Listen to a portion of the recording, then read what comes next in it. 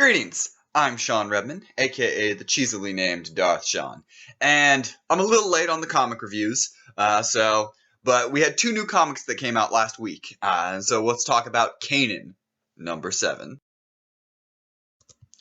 Kanan, number 7.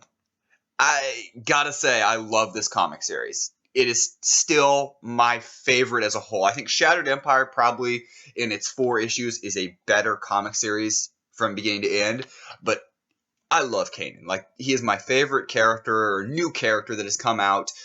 The stories they're telling are just interesting. Greg Weisman, who wrote the Kanan comics, has done a great job in understanding the character after working on Rebels. It's just, all of it continues to work and build a great story. And in 7, we get, at the end of 6, Kanan was injured and he's now put in a medical tank, and he's having these flashbacks, and we're seeing how Kanan met his master and how that all started. And that's really cool to see Kanan, young Caleb Doom, in the Jedi Temple, and there's just flashes to different characters we're used to seeing. You see Yoda and Obi-Wan and Mace Windu, and there's a little panel where Kanan or Caleb is walking forward, and you see walking in the background, you see R2-D2, and you see Anakin Skywalker walking in the background. Those are just really cool things that are added to this comic. Seeing the way he worked in the Jedi Temple, and then as it looks like it's building towards his relationship with his master and how that worked. I like that they've had the ability to show the past and then come back to the more of the present, and now they're flashing back to the past, and they've done a good job of balancing that and telling a story.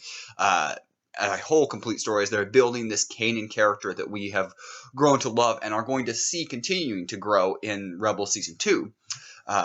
We've actually started to see some of the aspects of Kanan from the comic start to come into the season, especially as he interacted with the clone troopers in the most recent episodes, as he is kind of bitter because of what has happened. And it's really cool that the comics and the show are kind of crossing over a little bit in the way they're doing the character. I think one of the coolest parts of this particular issue was that we got to see Kanan's master.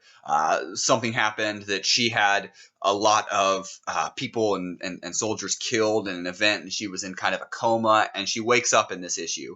And so we kind of start to see it. So we start to see the foundation of Depa Bilaba. I think I'm pronouncing that right.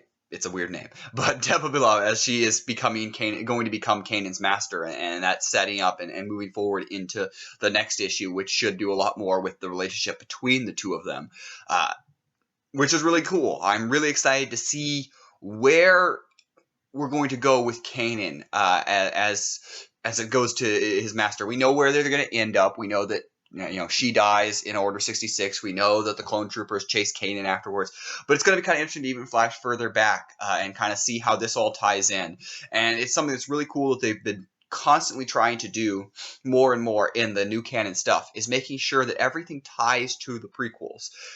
They're not saying, hey, the prequels don't exist. We may not like them. A lot of people don't like them, but they do exist. And being able to tie stuff in and allow the timeline and work the story actually helps and allows the prequels to be better in the aspect of we understand a lot of the stuff that George was intending, that the story crew is trying to create and build this huge world from the timeline that they've set, and probably even before they'll go on.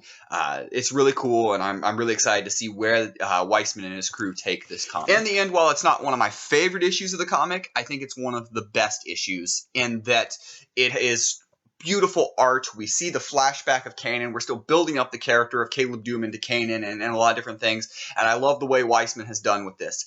So I highly recommend reading Kanan. 7 continues this really, really strong series. So what do you guys think? I know a lot of people love the Kanan comics. I know there are some people who aren't as big a fan of it. Let me know in the comments below. As always, like this video, subscribe to the channel, and I am Sean Redman, aka the cheesily named Darth Shawn, and may the Force be with you. Always.